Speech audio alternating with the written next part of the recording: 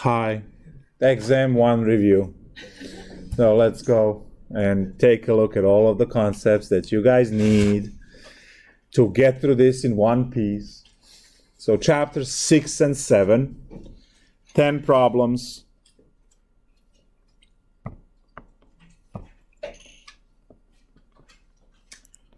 Ten problems, 100 points.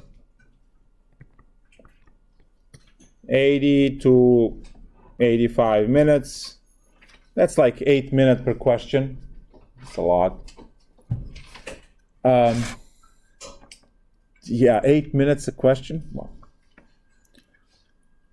how about we do this in 50 minutes? 5 minutes. No, I'm just kidding.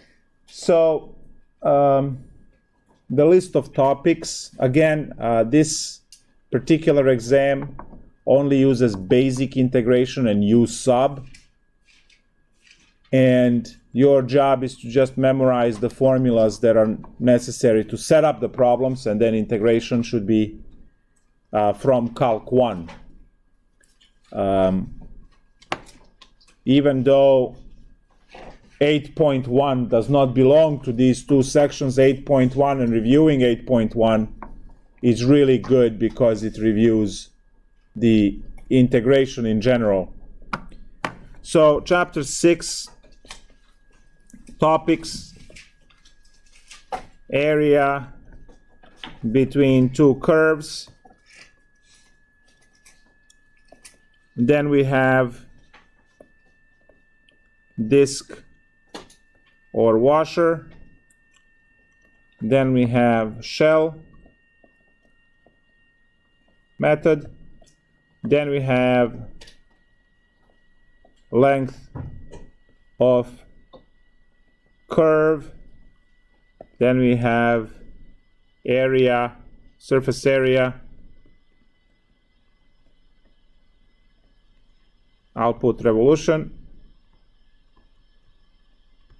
And then we have physics. And for physics, we're looking at the mass, we're looking at the work, and we're looking at the work by spring. So these are the concepts. Yeah, there's more, but it's good enough. We have exponential and logarithmic derivatives and integrals. That's 8.1. Then we have exponential modeling, which is word problems. And you know that those go with limit, derivative, or integral. And finally, we have hyperbolic functions, which is the 7.3 section on either. So we have two parts, right? There is a part on pre-calc with K's. Physics with F's. That's true, but and Z's. And calc, right, where you do the integrals and derivatives. Good.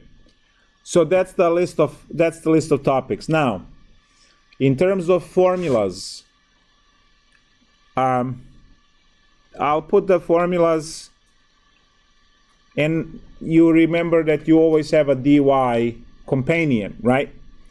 So you have the basic formula for integration, the integral a to b of f of x dx is equal to f of x computed a b, which is f of b minus f of a. So you can use that to calculate area. Then you have area between two curves, a, b, when you go f minus g, right, top minus bottom or right minus left. So f minus g dx. Then you have your volume for the disk, which is pi integral of f squared of x dx from a to b, and the washer, which was integral of f squared minus g squared dx from a to b. Then you have your 2 pi integral c to d. Well, I should put the rotation was on x on these ones. Let's go, rotation is c to d over here actually. So c to d of p of x h. Oh no, it was ab. But rotation was on y. ab dx, and rotation is on y.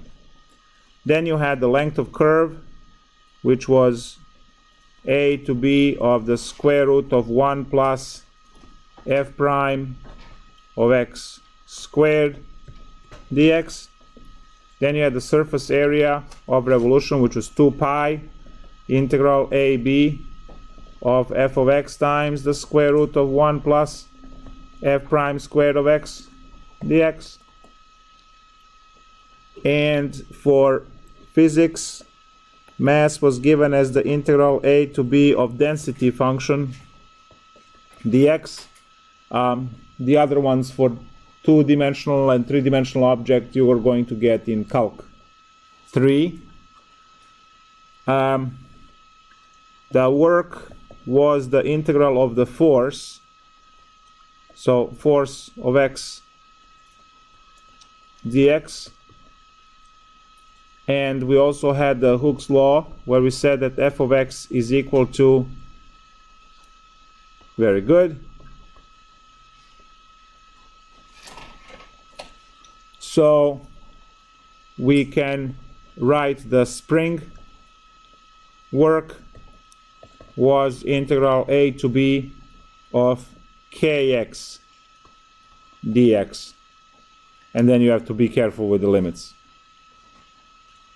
I think that takes care of that stuff. Then you have all e to the x slash ln x derivative slash integral. I'm not going to list them again because they're there in 8.1.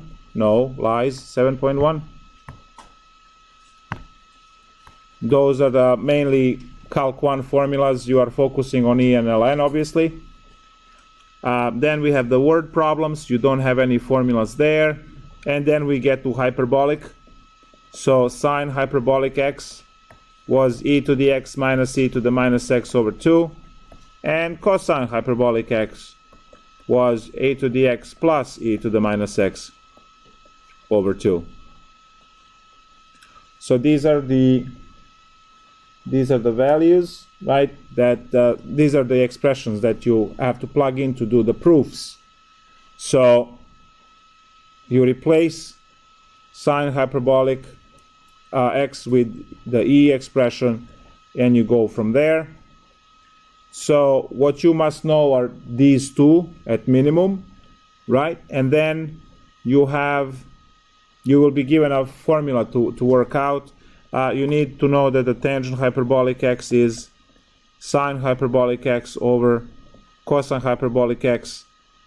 Cotangent hyperbolic x is cosine hyperbolic x over sine hyperbolic x. And you can work out these when you plug in. Secant hyperbolic x is going to be 1 over cosine hyperbolic x, and cosine hyperbolic x is equal to 1 over sine hyperbolic x. So all of these values, right, going down the line. And now you use them to prove identities. We did multiple examples in class. Identity will be given to you, and then you can just plug these things in. Yes? So it's supposed to be cosecant hyperbolic x, not cosine hyperbolic x. Da, da, da, da, da, da, da, da, da.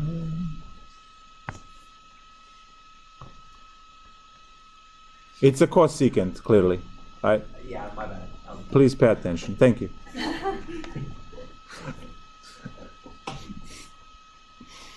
All right. So we have all of these hyperbolic values, and you are supposed to use them to prove any identity that I will give you. You don't have to memorize those identities. And then the integral of sine hyperbolic x dx is equal to cosine hyperbolic x plus c, and so on. The list of those is given, and pretty much the same as trig, except you just have to worry about the minus signs, right? Because the minus signs are not listed there. So technically, regarding the formulas, this is a Calculus 1, Fundamental Theorem of Calculus Part 1, but since you will be computing a lot of definite integrals, you need to know how to compute definite integral. So even though this is not the Calc2 formula, I still have to write it, because without it you don't get to solve any of the problems, right? Make sure you integrate, right, the function. Integral will change the function, and then you plug in the values. I did see many times in the past, right, on the exam, where the students, know the formula, set up the formula for integral, put the correct limits and everything, and then totally do not integrate, just plug in the numbers in the function and be done. Make sure you integrate, right? So x squared has to become x cubed over 3 first, and then you plug your 0 and 1 limits, right? So that's the deal. Yes? Do you have to know draining out of it? Do you want me to add that? Sure. No reason to add it.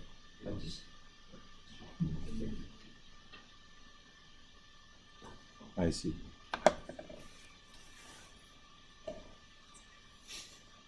I see some people will. What did you say? What did you say? All right. What else? So now, do you have any questions regarding the content? If there are no questions for the content or the policies, then we can start solving problems. Yes? For the shell method, Yes. g of x, h of x. It's just x times f of x, yeah. Okay. Unless you shift the, because I know the homework probably killed you with the shifted axis of rotation, which is why I gave p of x and h of x. Because in that case, p of x becomes, let's say, 2 minus x if you shift two units. That's the reason. I know. Anything else in regards of bathroom before the exam? No bathroom during the test, obviously. If you need to bring any tissues or something, make sure you bring them. Get some water or some bars or some sugar or something. If you diabetes, bring 2, and I'll eat them both. Chocolate bars or something. What else? No graphing calculators allowed by the college rule, right? You can bring scientific calculators or basic calculators or no calculator even. That's going to work fine as well. Except the word problem tends to be, with ease and things, so you might want to have the scientific calculator available to compute the decimal points, right? For the, ln of 3.75, right? So, okay. There's always, a thing you can do in Calc 1, linearization. It'll take another 8 minutes to get all the time. So calculator, scientific calculator, or a basic, but scientific for ease and ln, so you can actually do the word problem. Any questions? Yes? How do you calculate the p of x in the shell method? P of x is generally x. If the rotation is on a y-axis, then P of x is just x. If it shifts, then it's 2 minus, it's the number minus x, where you shifted it. Number minus x, okay. Mm-hmm. Just like you had the number minus y when you pumped the water, remember? It was 15 minus y, 12 minus y, same thing. Oh. So is the word problem gonna be a word pumping problem that we did, or is it gonna be a No, it's going to be something exponential, like decay, or like Doorman, or population, or something we did in class. Yeah, look at that boss over there. It's like, yeah, that's pretty cool stuff. But guys, when you make the exponential model, your job is to take the limit or the derivative or the integral. Right? That's the focus of the problem. It's like a part A, part B. Part A, figure out the formula. Part B is calculus, right? That's the one. So part A is your standard pre-calc problem you have seen in section 3.5. Should we cut the book? Yeah, 3.5.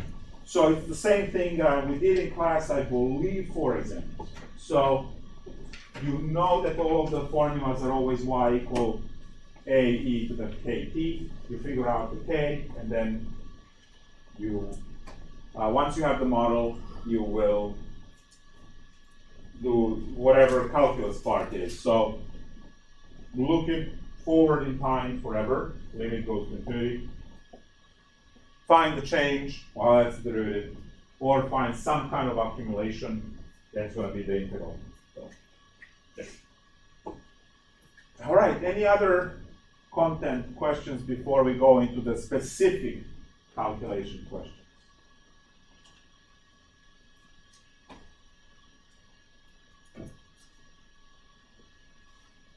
Well, this marks now the part 2 of our review. When you ask specific math questions and watch me struggle solve them. Nah, I'm just joking. I'm not going to solve them. No, I'm joking. I will solve them. I'm just not going to struggle. Hilarious. Okay, so what are the problems? Bring it on. Let's go. I got this. No question? Then we're done. Oh, there is a question. Okay. Should we do an example with the shell method? You have to tell me which one. Okay. You got to give me the functions and stuff. Okay. There's no arbitrary stuff. Okay. Just exactly. These are the functions you want to shell. Yeah, we can do that. No lab question. We can do that. Yeah.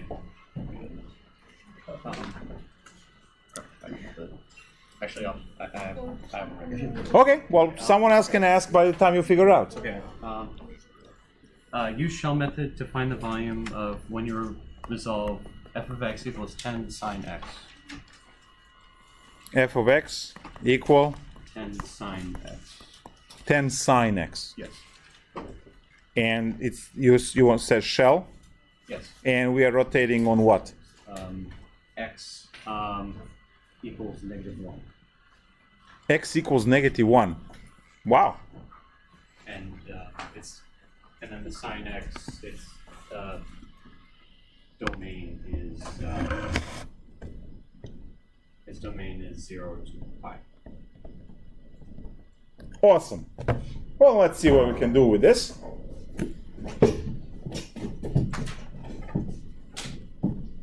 So, we have the graph.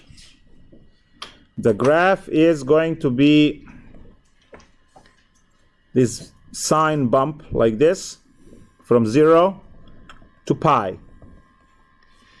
We are rotating on x equals -1, which is this line here for rotation. And we are, dare I say clearly, going to use dx because dx is the only one we can fit over here. Now that perfectly matches because we do have the y rotation, the line x. So if it rotates, so hold on, I gotta erase this thing. So x equals -1 rotation is a y rotation,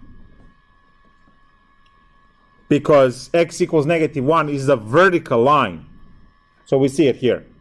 So what this is going to create is going to create another bump on the other side, and you guys are going to have this shape that is going to have a hole, and it's going to have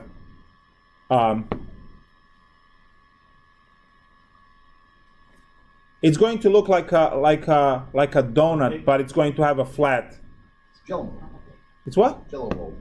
What is that? Jello. Isn't that like Yeah. what's that called? Like a bundt cake or something? Oh, the bundt cake. Okay, yes, the bundt cake. There we go, right? if you've seen my big fat Greek wedding, they put the cake, they put the flower in the middle of the, like, okay, good, now you know, yes. So it's gonna look like that cake that has a hole in the middle, yes, sure. So, first off, we have an issue here, and that issue is that this rotation is happening around x is -1, right? So we need to shift this function to match the axis of rotation with the y-axis, and in that case we don't have to mess with figuring out the rotation into the formula. So I need to shift everything to the right 1 unit. So here, I'll write it in blood. To shift right 1 unit, we have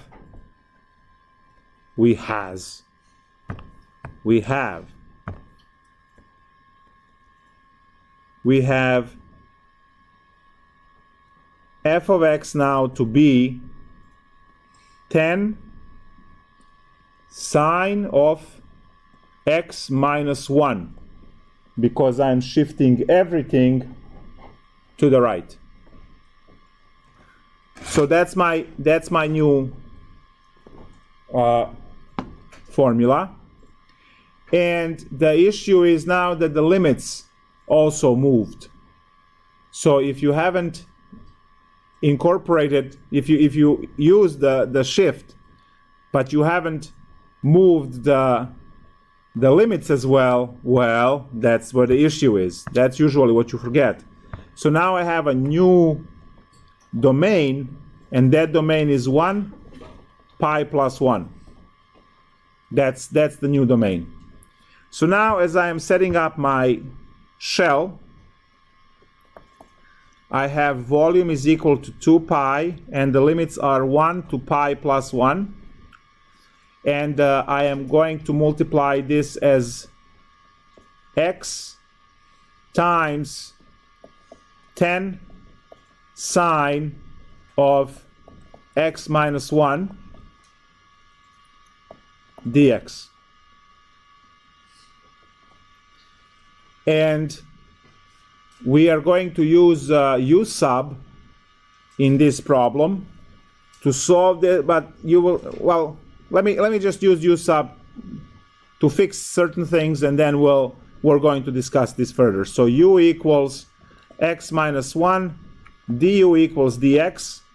So now the problem is 2 pi integral, and as you can see, my limits shift back to 0 and pi, because when I plug in 1 minus 1 is 0. When I plug in pi plus 1, minus 1 is pi. And now this x becomes u minus 1. That's the back substitution part. And then I just have, 10. I'm going to kick outside. Sorry, forgot about that. When I make this 20 pi, I'm kicking the 10 out. So this becomes u minus 1 sine u du. And we have 20 pi, and now we have two integrals here. There's integral 0 to pi of u sine u du minus the integral 0 to pi of sine u du. Now, do we all see the issue here? Yes? Wouldn't it be u plus 1 since... Oh yeah, you're right. Yep, u plus 1. Thank you. Yes, it's u plus 1. When you solve this one over here for x, it's u plus 1 to replace this x. So you're trying the u substitution because that's the only method you know, right? Well, the hell breaks loose when you get here, which is why you cannot have this problem on a test. What's this? Integration by parts, exactly. So this particular problem has to be labeled with the T, right, technology, for your exam 1 homework or whatever, because you are not able to integrate this problem because of the the u times sine u. You know how to do this by integration by parts, but that's not a part of your exam. So this question cannot appear on the exam in this form because, right, it's what it is. Now, does that mean that you cannot have the problem with sine? No, because all I need to do is to take this same problem and rotate it around x-axis. Well, then it's a disk method, right, with the sine squared, and then you need to know the power reducing formula to integrate, because you will have sine squared to integrate, and that one integrates only through the power reducing formula. So I'm not going to throw this question completely out because it cannot be done with shell. If I switch the rotation, the problem is perfectly salvageable, and you can enjoy it using the disk method, right? Because you would be integrating sine squared in that case. Yes? When you set it up, you said that 10x of sine x minus 1. Why not just make it x plus 1 in the thing and change it by moving? No, we have to shift everything to the right, because the axis of rotation is to the left of right. So to match the dashed line with the y-axis, I'm shifting everything to the right, and when you shift function to the right, you get x minus a number. Shifting left is a plus, right? So because I had to shift it to the right because that's where the axis of rotation was, the minus 1. If the axis of rotation was at 1, then I'm shifting everything left, and then will be x plus 1. So it depends where it is on the picture. Yes? So we should treat x minus 1 as like the center of that too. And then like... What do you mean x minus 1 center of that? Like we should treat x minus 1 as like the y-axis. And then yes. We should count, and then we should count the amount of space or number space between that and the y-axis and the start of that function. Not the start of the function. We don't care about. We are going to. You just need to know how many units you need to move it. So we are looking at the dashed line and the solid line, and they are 1 unit apart. So that's how you know that you have to shift by 1 unit for x in the formula. Okay. Because if this was at -3, then it will be x minus 3 here, because everything needs to move 3 units. Okay. Cool. Well, the first question that was here was not the one that we can actually solve for the exam, but as I said, if you want to practice this one, just switch it to switch the rotation from y rotation, put the x rotation, and then you'll have sine squared and you can enjoy it.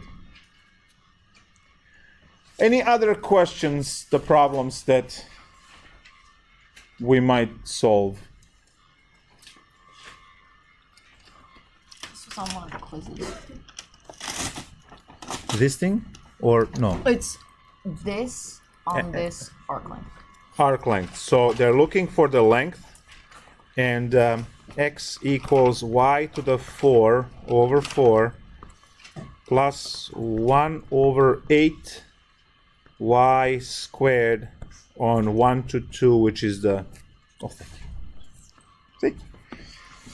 All right, so now this is the question that it's posed in terms of y, which means we are going to use the dy length of the curve. That's going to be integral c to d square root of 1 plus, you can also write it as dx over dy if you want to, squared dy. So the entire problem needs to be in terms of y. Well, that's awesome because this is already given in terms of y. I just need to find the derivative.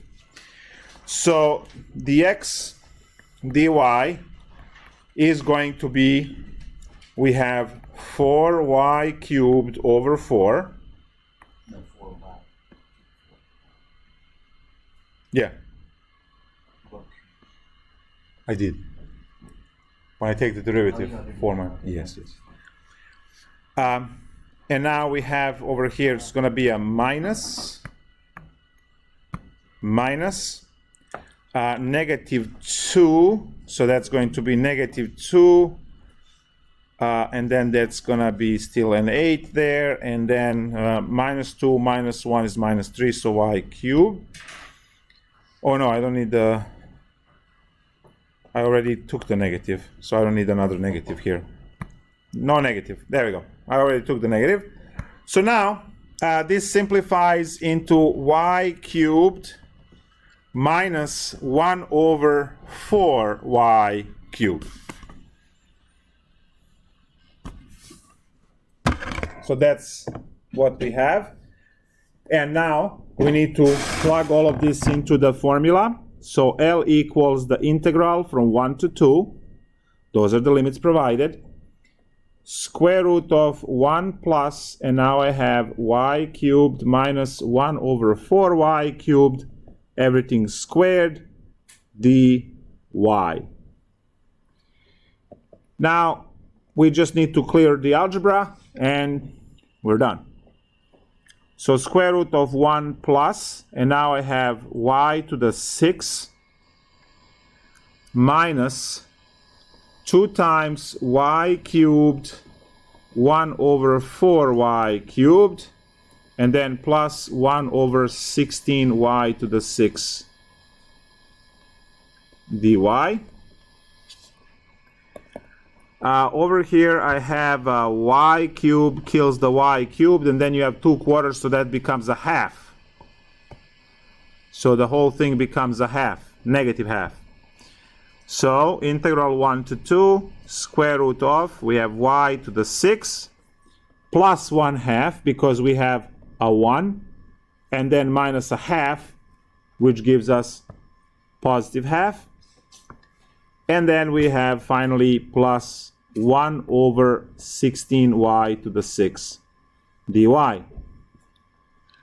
Now we see that this portion here that has a negative half is the same as this one with a positive half, which means that this will condense into integral 1 to 2 square root of y cubed plus 1 over 4y cubed squared. So it's the same problem. It's just going to have plus now, and that simplifies into integral 1 to 2 of just y cubed plus 1 over 4y cubed dy, because the square and the root will cancel over here. So now to integrate this, we have y to the 4 over 4 plus 1 quarter is a coefficient, copy that, and then I need to integrate y to the negative 3. That's going to be y to the negative 2 over negative 2. Everything computed from 1 to 2. And to simplify this, it's going to be kick out 1 quarter. You have 1 to the 4 minus 1 over 2y squared, computed from 1 to 2. So now we're going to put 1 quarter, plug in 2 to the 4th power is 16, minus, plug in 2, that's 1 over 8, plug in 1, so that's minus 1, and plug in 1, that's going to be plus a half. There we go. So now I can combine, so I have 1 quarter over here is 15, and then to have that's going to be what, 3/8, right? Because 4/8 is half, so 3/8, so plus 3 over 8. And if you want to, get the decimals or what, you can do common denominator of 8. So 1 quarter, common denominator of 8. 8 times 15, that's 80 plus 40, right? Yeah, 80 plus 40 is 120. So 123. So it's 123 over 32, I would say. It's good enough.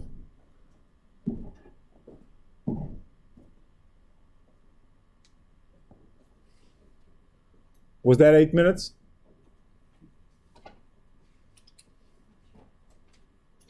Yeah, that's where the training kicks in. Any other questions that you would like me to solve? Yes. What do you got? Oh, it's more complex. Okay. Let's see what you have. So, ooh, shiny. So we are looking for the surface area of revolution for the function x equals square root of 10y minus y squared on the interval 3 to 4. Now, interval can be represented in any of the two ways, and we are rotating on y-axis. Awesome. Yay, more fun. The formula we are using here is going to be the dy version of the surface revolution formula. So S equals 2 pi. This is usually where some of your grade dies. You forget to put 2 pi for rotation on surface. C to d, and then you have your f of y square root of 1 plus f prime squared, right, of y dy. Let me just fix this one. There we go.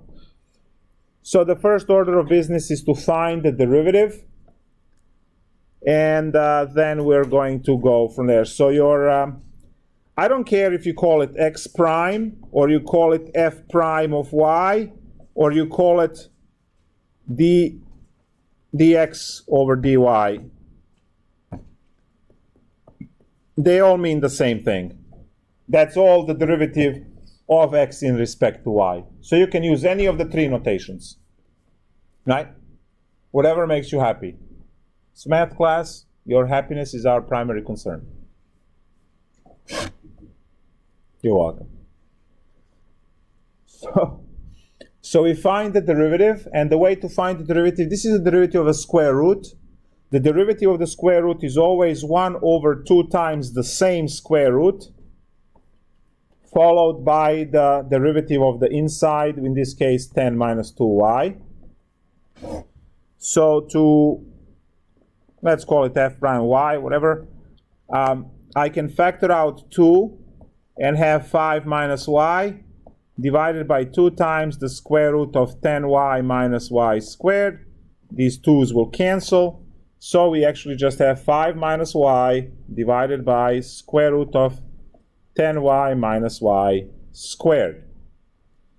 So I have everything. We can now plug into the formula. We have 3 and 4, our limits of integration that are given, 3 to 4 for y. We have the original function that we have to use, and that is the square root of 10y minus y squared, times the square root of 1 plus, and this is where we put 5 minus y over square root of 10y minus y squared, everything squared, dy.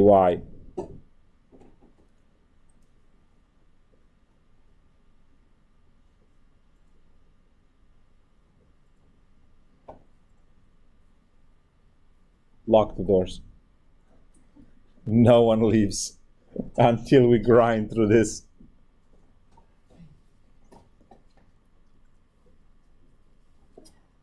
S equals 2 pi integral 3 to 4. I'm going to square everything over there, so let's leave this 10y minus y squared, and then the square root of 1 plus. Now we have 25 minus 50y plus y squared on top, divided by, on the bottom, it just, the square root dies because it's squared. And now we are using algebra formula which says that you have a square root of a times the square root of b. It becomes the square root of ab under the same radical. So we are going to do 10y is now 50y. which one? 25 minus 10y. Why did I put 50? I don't know why I put 50. It's supposed to be 10 because 5 times 2. So yes, this is supposed to be 10 over here. Please make sure you put 10 right there. I was just testing you and you just, very good, very good. I put these traps along the way and and in the back of my mind I'm just like, good thing I'm not taking the test 2 days. So,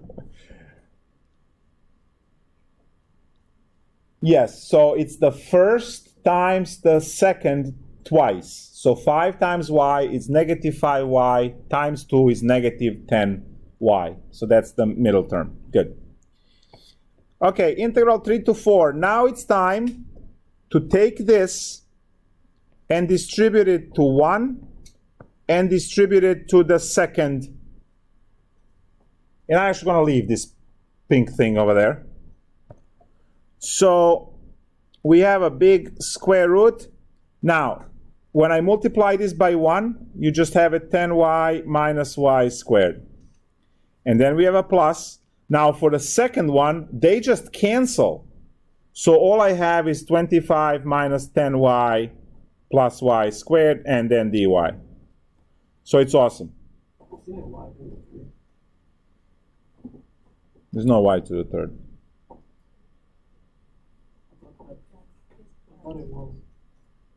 What? Isn't the first, your 10y minus y squared is your original x equals the square root of 10y minus y cubed. Y squared. Oh, I just wrote the wrong one. Here. My bad. So, you want to know? I'm good. It's practical. What? S equals 2. Oh, thank you. See? Like I will pay attention. So now we have the square root, and over here a whole bunch of stuff will cancel. The y squared and the y squared and the 10y and the negative 10y. This square root is way, okay, here. 20. I want to use it up, okay? So since I already put it up there. So that's a 5 right there. It goes out as 10. So all I have is a 10 pi integral of dy, right, 3 to 4, because the square root of this is just 5. That's all it is, and kick it outside. And s is equal to 10 pi. This is y computed from 3 to 4, which gives you 4 minus 3, which is 1. So 10 pi would be the answer to this question if everything else went according to the calculations right correctly.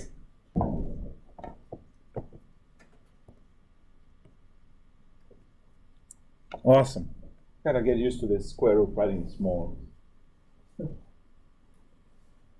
5. It's 3.5. Any other questions, concerns? Do you have questions regarding this problem or?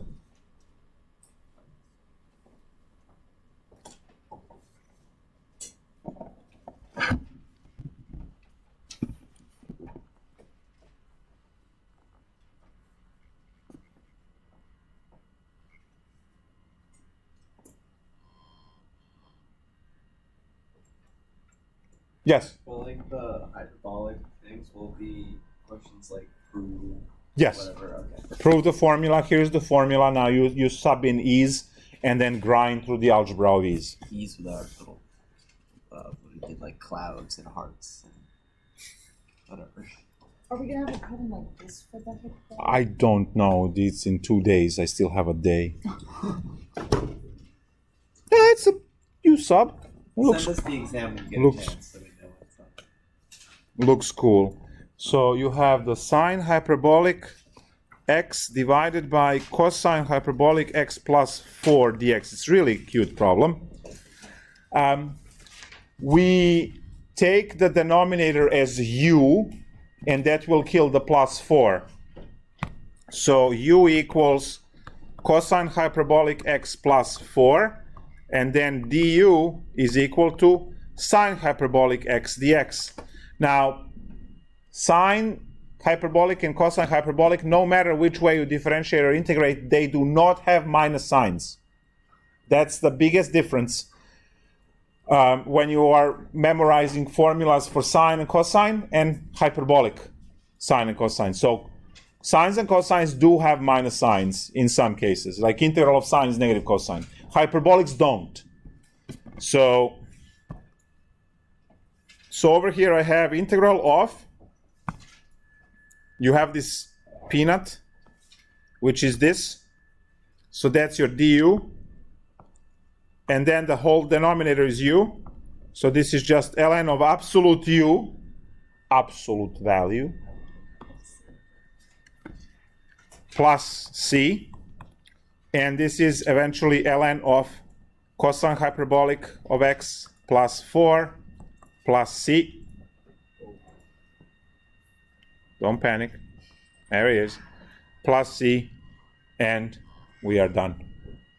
It's a really cute problem. We use u sub to solve this, and this falls under the calculus of hyperbolic functions. It's a really cool problem because we did integration and derivatives in the same shot. So, bravo! You're giving me good ideas. Welcome.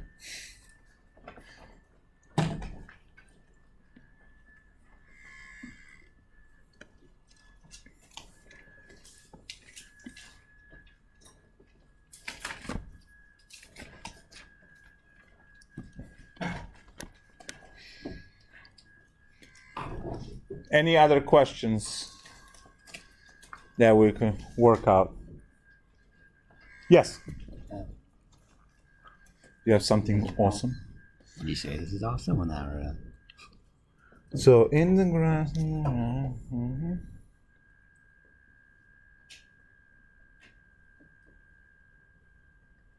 Aha.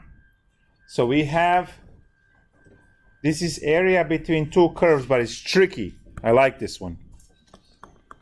X equals y minus 3 squared over 3. And then y equals, I would say that's a 4 minus x or 9 minus x? 9 minus x. Y equals 9 minus x.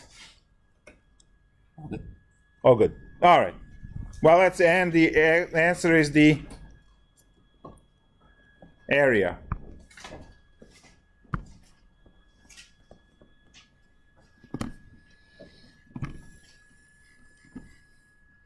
Do you want to bake on this one for 18 seconds, or you want me just to plow through solution and then just go for the next question? What? Like bacon, like what do you mean by bacon? Want to do it on your own a little bit, or you want me just immediately just solve it and move on? You already have the answer in your head, so totally. You can do it. I'll do it. Three of us. It's obvious. You did it before they even said.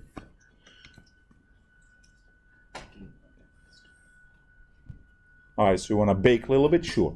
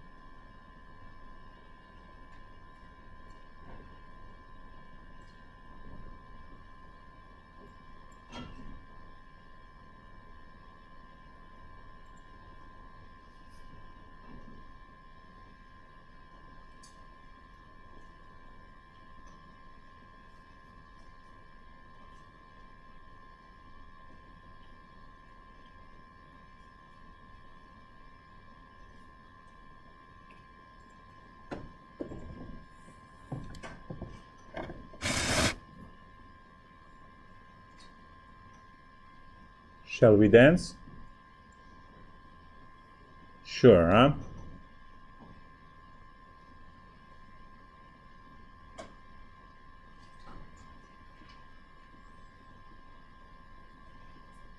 Well, we are supposed to graph this. And we have no graphing calculator. And even if you did have a graphing calculator, it would be useless to graph the function on the left because the calculators only graph x squared. They don't graph y squared. So even if you had the TI-83 or 84 or whatever you have, you would not be able to graph this function. So we need to know either to graph this by hand, or we can always use the middle school method of figuring out, no, I'm serious, you pick values for y and you compute x's, because you can do that as well, right? So this is a little side note for those of you who want to learn graphing, right? If I go and I say y equal x squared, you all know that that's the parabola that looks like that. And then y equal negative x squared, it's going to be the one that opens downward. Now, if I switch this and have x equal to y squared, then it's going to open to the right, like this. And if I go and I say x equal negative y squared, then it's going to be the same thing, just opens to the left. And now, you learned this in your pre-Calculus 2 course, the chapter 9, when you learn the parabola, which way it opens and all of that good stuff. So now only one of these four graphs will match what we have over here. So which one would match it? Which one? X equals y squared, yes. So this is the one that would match the graph. Now, you don't actually have to have a perfect graph, right? So you don't have to worry about this 3, and then y minus 3 should shift it, right? Down 3 units. Okay. So now, if I want to sketch this graph, I'm going to draw the coordinate system. Let's say this is -3, and I'm going to open the graph to the right. And then I also have the y equal 9 minus x. So 9 minus x, y equals 9 minus x. This is actually y equals negative x plus 9. So I would go to the 9, and I would draw at 45-degree line, right, downwards. And I see they intersect here, and they intersect here, right? And the way this is structured, I also see that I have to, well, we know already we have to use the dy, but I know I have to use dy, so I'll put the representative rectangle blue, let's say, and it's going to be a dy representative rectangle because this is the one that will always ride the parabola on the left and the straight line on the right. If you try to use the dx, you see that when dx is here, it stretches between the same function, right? So you can't use it. It's okay on the other side, right past this point, but it's not okay on the left because it's the same function on top and the bottom. So we can't use dx at all. We have to use dy. Well, that's cool. That means that we need to fix this function here into x equals 9 minus y, and then we also have x equals y minus 3 everything squared divided by 3. So these are my two functions, and to find limits of integration, I have to set these two equal to each other and solve the equation to come up with values. So multiply 3, we get 20. I don't know why I'm doing this in blue. So 27 minus 3y is equal to y squared minus 6y plus 9. I got it. So now we have y squared. Move 3y, so that's going to be minus 3y, and then minus 27 is going to be negative 18, equal to 0. Then we factor this one. We get y minus 6, y plus 3, no coughing, is equal to 0. And then we have y equals to 6, y equals to negative 3.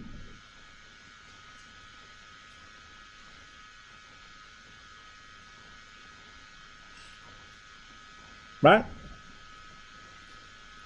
So now, to find the area between two curves, I'm going to go from negative 3 to 6, and it's going to be the linear line, because that's the one that is further away.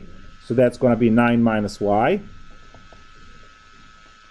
minus the fraction of y minus 3 squared over 3, and everything dy. So now we just have to work this out, and we're done. So we have negative 3 to 6, and I have 9 minus y minus, and now when I square everything, I have y squared minus 6y plus 9 divided by 3 dy. This is going to be negative 3 to 6 of 9 minus y squared over 3 minus 2y plus 3. Oh, these are lies. These signs are wrong because there's a minus in front. So this one is a plus and this one is a minus. Much better. So now I have the integral negative 3 to 6 of 1/3 y squared, no, negative 1/3 y squared, and then plus y, and then plus 6 dy when I combine like terms. So 9 minus 3 is 6, 2y minus y is positive y. We got all of this good. And now I have to integrate. So this is the part where we integrate. I have negative 1/3 y3 over 3, there we go, plus y squared over 2 plus 6y from negative 3 to 6. Negative 1 over 9, 6 cubed, plus 1/2 6 squared, plus 36, and now minus and a minus and a minus are 3 minus signs. 1 over 9 times 3 cubed minus, just one minus, yep, minus, and then I have a negative 3 squared, that's 9/2, and then minus 18. All right.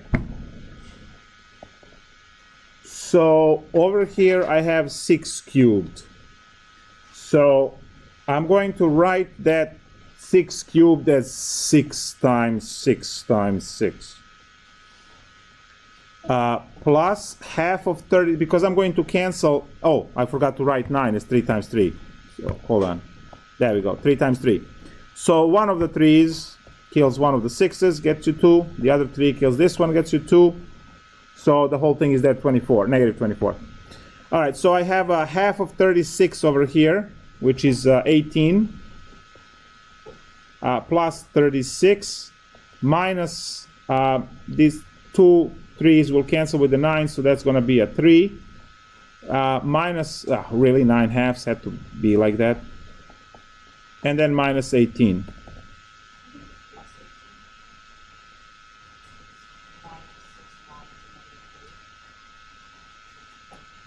Plus 18. Yes, it is a plus 18 because we are having a negative y -3, and then there is a negative from the formula because it's f of b minus f of a. You are 100% correct there. So we have -24 plus 18, 36, and 18. So that's 72 and minus 3, right? Okay, so that's plus 69 minus 9 over 2. Okay, and now we have 69 minus 24 is going to be 45 minus 9 halves. So that's 90 minus 9, 81 over 2.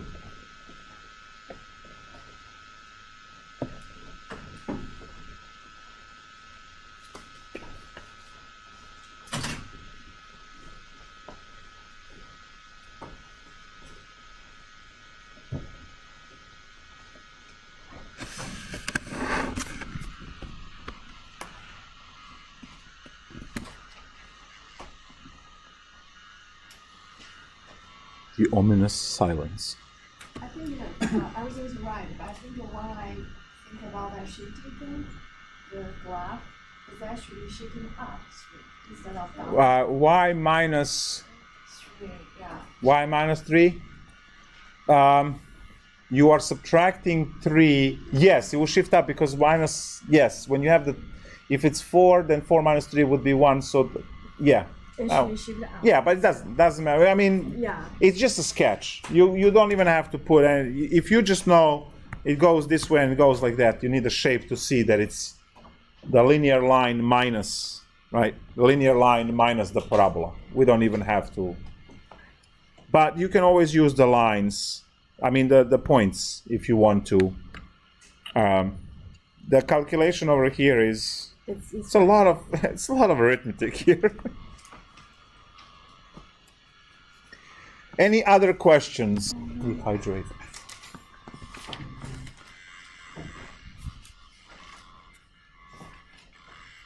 Yes. This.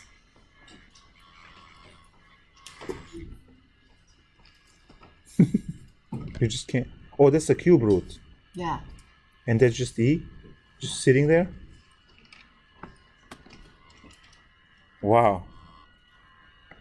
Amazing. It's super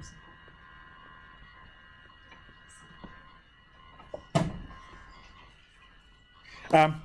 So this question is, we'll first have this E, which we can kick outside because it's just a number. It doesn't have a variable on it, on any kind. So we can just kick this outside of the integral. On the inside, we have the variable r raised to 1/3 divided by the variable r raised to 1/2 dr.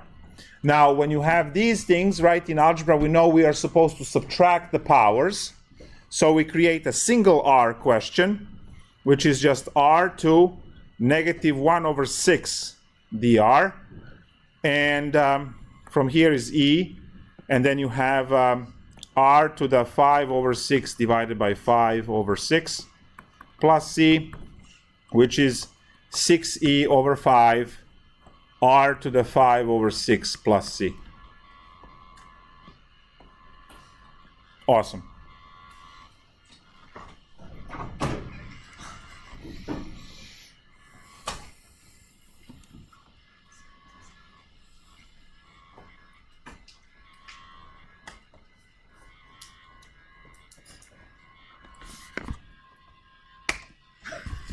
Any other questions? It's the volume as it's rotated around the x-axis of these two. Rotation on x-axis, y equals 9 absolute x, right? And y equals 10 minus x. 10 minus x squared. Bueno. All right. Well, this is going to be awesome. What? Don't lie? Why would I lie? So method was not specified. We have either shell or a washer or a disk, whatever fits, we'll see. We start with the graph. And for this graph, I am going to draw 10 minus x squared. So that starts at 10 and just goes down. And your absolute value, because it 9 times, it only makes it, doesn't go at a 45 degree, it kind of squishes it up. So it's going to go like this. So that would be the shape that you are rotating on x-axis. So for a shape like this, we want to use a dx because the bottom will always ride the absolute value and the top would always be on a parabola. So dx plus rotation on x will tell you that we are using washer method in x, obviously, because we have a dx there. So we have a top function minus bottom function. Now, what probably most people freak about over here is the 9 absolute x, and what do I do with that in integration? Well, first off, this shape that we have is perfectly symmetrical, and it will be rotated around the x-axis. So I can just calculate half of it and double. All right? So instead of using y equals 9 times x for the multiplying factor by 1, I'm going to use y equal 9x and then multiply everything by 2. Because 9x is exactly just half of this. And I am going to also integrate, and I'm going to integrate, right, to whatever we have. So now let's see what we have to limits of integration. So I have to go and say y equals 9x and y equals 10 minus x squared. And I solve these now. So 9x is equal to 10 minus x squared. Move everything to the right hand side. I have x squared plus 9x minus 10 equals to 0. And that factors into x plus 10, x minus 1, which is equal to 0, from where x is equal to negative 10, that's the one we throw in the garbage, and x equals to 1, that's the one we need. So this intersection over here is happening at 1, and I have a 0 over here. Actually, you know what? I'm going to move this dx. So this is a 1, and then I'll move the dx right there. Excellent. So to find this one, I have to go and say volume is, now I need 2 times, and then I have pi. So this is not a 2 pi. I mean, it is 2 pi, but it's pi for the washer method and times 2 because I'm only doing the half. Because I only go from 0 to 1. So I don't have to deal with the absolute value at all. And now I need the top function squared, which is my 10 minus x squared squared minus the bottom function squared, which is 9x squared, and then dx. So the top function is a parabola. That's 10 minus x squared, and I need to square that because the washer method is the top function squared minus the bottom function squared. So now we have 2 pi integral 0 to 1. And now I have to FOIL this, so that's going to be 100 minus 20x squared plus x to the 4th minus 81x squared dx. And then we have 2 pi integral 0 to 1. Combine like terms, we have, well, let's put them in descending order. So we have our x to the 4th first. And then I have minus 20 minus 81 is minus 101 x squared. and then plus 100, and then dx. So now we integrate. So 2 pi, we have x to the 5 divided by 5 minus 101 over 3x cubed plus 100x computed from 0 to 1. So we don't have to plug in 0, it's all polynomial. 2 pi, we have 1/5 minus 101 over 3 plus 100, and then minus 0, whatever.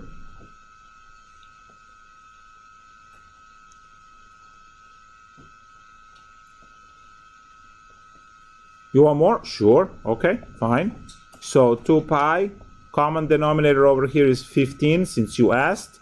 That's going to be 3 minus 505 plus 1500. That's what you want, that's what you want. So now 500, 505, that's going to be 998. So 2 pi 998 divided by 15.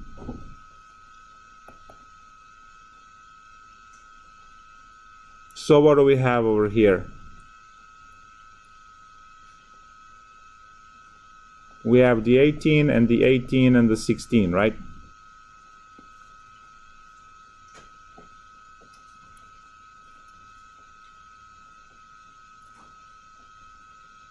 Two times 9, 18, 2 times 9, 18, 2 times 8, 16. So that's going to be a 6 and a 9, and then another 9, and then a 1. So 1996 pi divided by 15. If all calculations went well, it's, you know,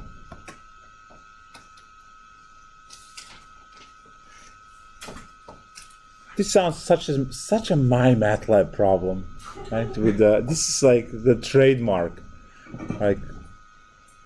On the it is a MyMathLab problem. On it, it has the integral part of the bounds like filled in, and the lower one is -1 instead of 0.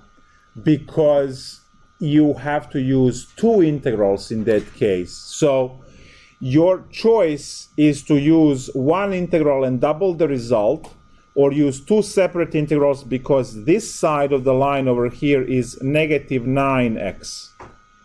Okay, so you would not be able to use positive 9x in the problem. So you have to, you know, work on that as well. So this part would be -1 to 0, and the other side of the integral is 0 to +1, and then you add the two volumes. But since it's perfectly symmetric, we don't have to worry about it. We just find 1/2 and then double it. Cool, huh? Of course, math. Anything else?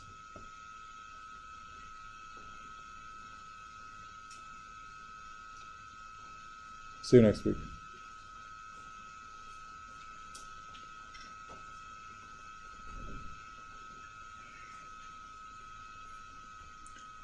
Going here or to the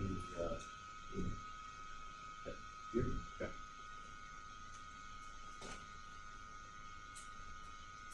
Any other questions? The problem to be worked out completely. If not, it's a lab time. You can work more on lab.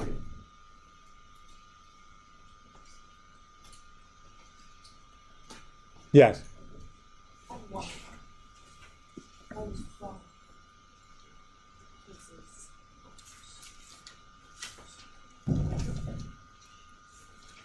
Oh, and you're supposed to do what with that? It just says f of x equals, probably differentiate, huh? Ln of cosine hyperbolic 10x. Nice. So find f prime. Let's say we are supposed to differentiate this. Anytime when you have ln, I'll write the formula down. So the derivative of ln of some function, I'll use different, I'm not going to use f here, let's use, because it's f of x up there, let's use g of x, for instance. It's going to be copy g of x as is and put the derivative of g of x up there. So this over here is your g of x. So all I need to do is going to be f prime of x is equal to, put the line, Control C, Control V, so that goes in here, and then its derivative goes on top. Derivative of cosine hyperbolic is sine hyperbolic, 10x, and the chain rule will put the 10 outside, so this becomes 10 tangent hyperbolic 10x, to simplify it completely. You can put these parentheses for 10x if you want to. You don't have to, but sometimes it's easier to see that it's the entire argument that belongs to cosine hyperbolic.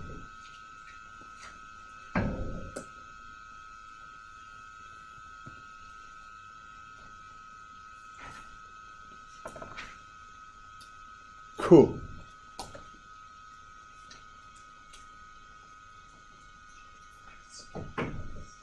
Anything else?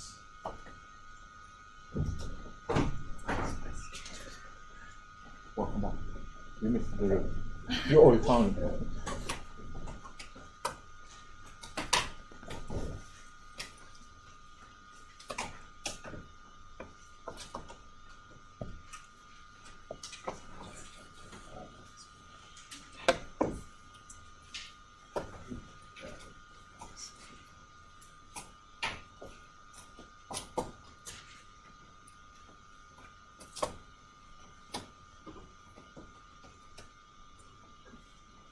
Yes.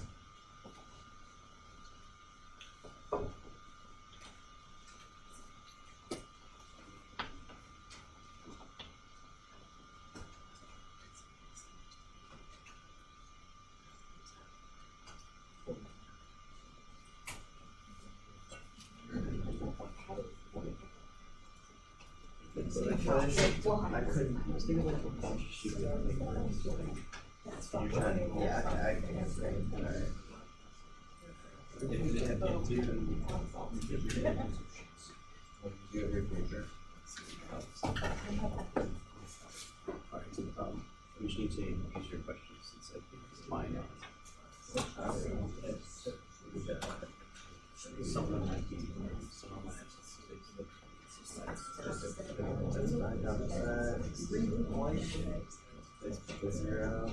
I didn't even need all you need, or I didn't even do it. So any other questions? Going once, going twice, and solved. Lab time. Good.